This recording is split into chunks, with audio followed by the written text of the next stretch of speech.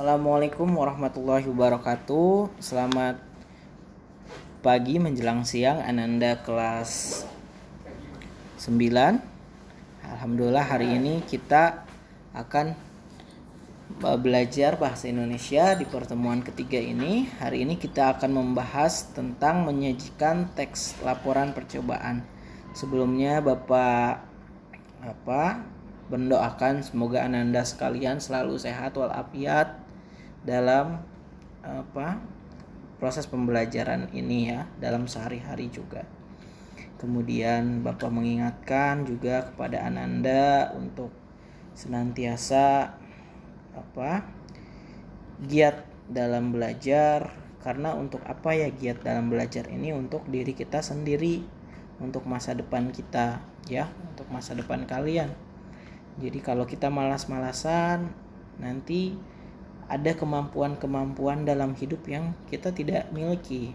Nah, kalau kita giat belajar, pelan-pelan nanti akan muncul kemampuan-kemampuan hidup itu. Ya, baik, kita lanjutkan kepada materinya untuk menyajikan teks laporan percobaan ini. Baik, di sini jadi cara membuat teks laporan percobaan. Jadi setelah selesai melakukan percobaan, kalian akan menuliskan hasilnya ke dalam teks laporan percobaan.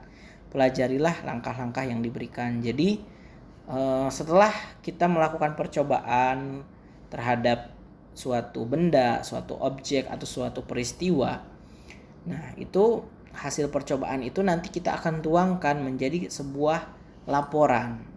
Biasanya laporan itu berbentuk teks dan disebut dengan teks laporan percobaan. Nah, buat apa sih teks laporan percobaan ini? Untuk mendokumentasikan atau mencatat dan menginformasikan hasil temuan kita terhadap percobaan tersebut ya. Baik. Nah, kemudian bagaimana cara kita menulis struktur laporan atau struktur teks laporan percobaan ini? Langkah yang pertama dalam membuat teks laporan percobaan adalah menulis struktur teks dengan cara pertama menulis judul, kemudian tujuan percobaan, menulis judulnya, kemudian tujuan percobaan, alat serta bahan yang dipakai, dan langkah awal sampai langkah akhir percobaan. Jadi pertama judul dulu, kemudian tujuan percobaannya apa? Judulnya misalkan tentang meneliti sifat keelektromagnetan dari jeruk purut misalkan. Jeruk purut itu memiliki sifat keelektromagnetan misalkan ya ini. Kemudian tujuan percobaannya adalah membuktikan apakah jeruk purut itu memiliki sifat keelektromagnetan atau tidak. Nah, kemudian alat serta bahan yang dipakai adalah misalkan magnet, besi, dan jeruk purut misalkan. Kemudian langkah percobaan dari awal sampai akhir seperti apa? Nah, langkah percobaan misalkan yang pertama jeruk purut diperas misalkan, kemudian ditaruh larutannya, kemudian nanti dikasih magnet, apakah ada bisa tertarik misalkan cairan jeruk purut itu misalkan ya. Nah ini ternyata bisa misalkan. Nah dijelasin kenapa dia bisa. Ternyata dia memiliki senyawa apa yang bisa menyebabkan tertarik oleh magnet. Nah misalkan seperti itu. Dan hasil percobaannya juga ditulis ya di sini. Nah, kemudian setelah menyusun struktur teks, kalian harus menyalin hasil dari percobaan ke dalam bentuk grafik, tabel, bagan, atau gambar. Nah, ini adalah salah satu cara untuk membuat teks laporan percobaan kita lebih bagus, lebih informatif, lebih mudah dibaca oleh pembaca ya. Misalkan dibuat grafik.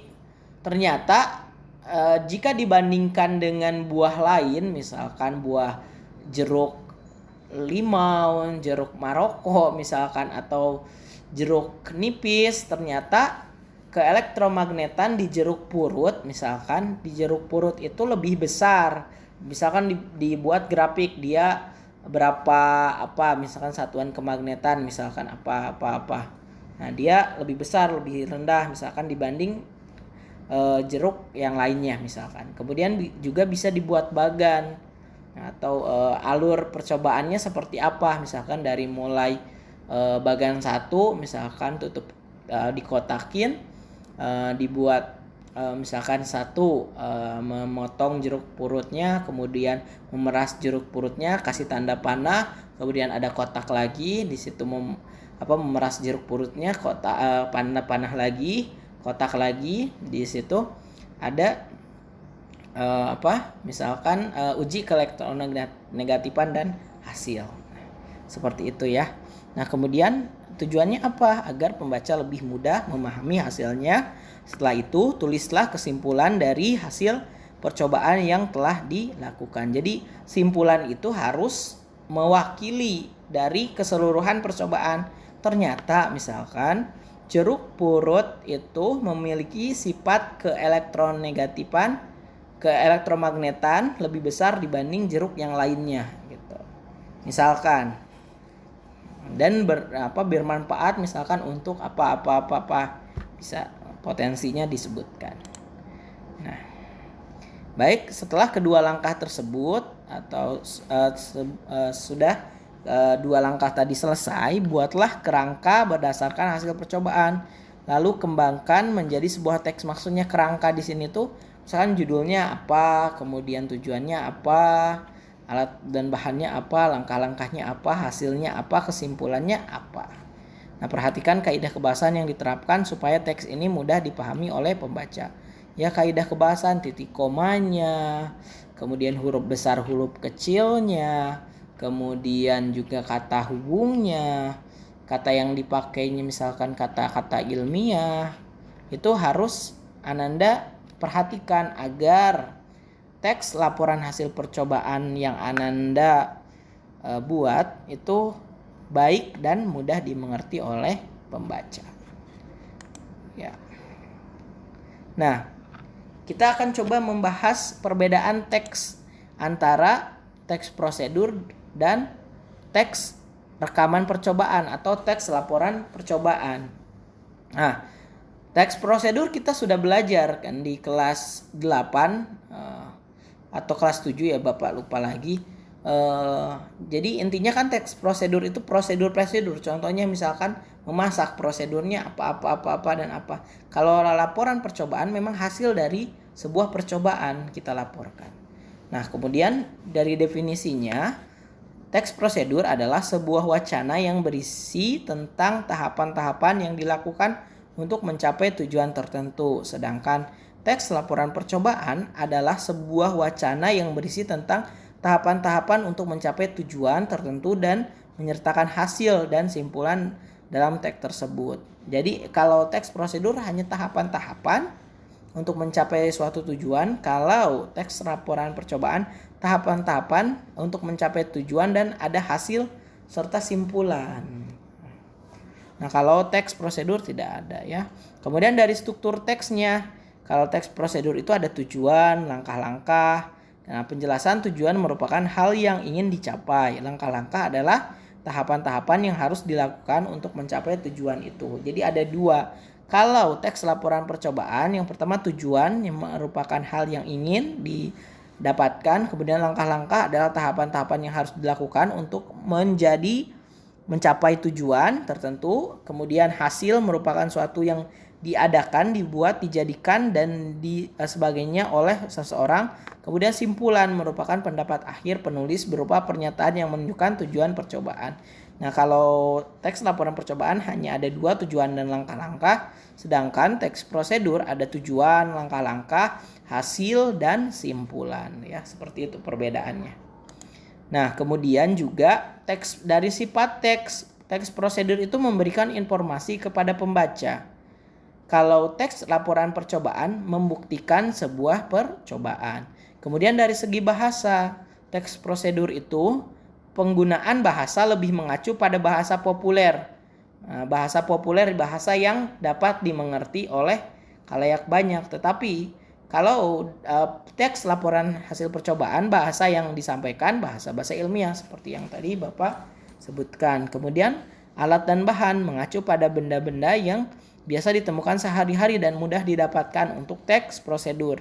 Kalau teks laporan percobaan mengacu pada benda-benda percobaan atau penelitian di laboratorium. Ya, seperti itu. Perbedaannya sangat jelas ya. Ya, alhamdulillah materi bab ini telah selesai. Pelajari kembali semua materi yang telah diberikan, baik buku Marbi Mahir Berbahasa Indonesia kelas 9 maupun video. Ya, silahkan dipelajari Ananda sekalian. Minggu depan insya Allah kita UB sekitar tanggal, intinya hari hari Rabu tanggal 19 insya Allah, sebelum liburan tanggal 20 kita akan melakukan UB ya. Nah kemudian Bapak tidak henti-hentinya mengingatkan kepada Ananda sekalian, mari kita menjadi murid yang bersungguh-sungguh dalam belajar. Kenapa harus bersungguh-sungguh? Karena ini menjadi bekal kita untuk di dunia dan di akhirat. Kemudian juga kita bisa bertingkah laku sopan santun kepada sesama, kemudian taat pada peraturan yang ada. Nah, peraturan kan dibuat bukan untuk dilanggar tapi untuk ditaati. Nah, hal itu agar untuk kebaikan kita bersama. Tidak ada peraturan yang dibuat untuk merugikan seseorang, kecuali memang peraturan itu memang dibuat untuk menguntungkan seseorang. Tapi insya Allah peraturan-peraturan yang ada di sekolah itu ditunjukkan untuk kebaikan kita bersama. Mari kita saling tolong menolong, saling menasehati untuk mencapai istilahnya tujuan pembelajaran, agar kita dapat memahami materi sebagai bekal kehidupan kita di dunia dan di akhirat. Insya Allah ilmu sekecil apapun ilmu apakah itu, walau bermanfaat, insya Allah akan sampai pahalanya ya. Mungkin cukup sekian dari Bapak. Kita tutup dengan doa kafaratul majlis. Subhanakallahumma wabihamdika asyhadu an la ilaha illa anta astaghfiruka wa atubu ilaik. Wabillahi taufiq wal hidayah. Wassalamualaikum warahmatullahi wabarakatuh.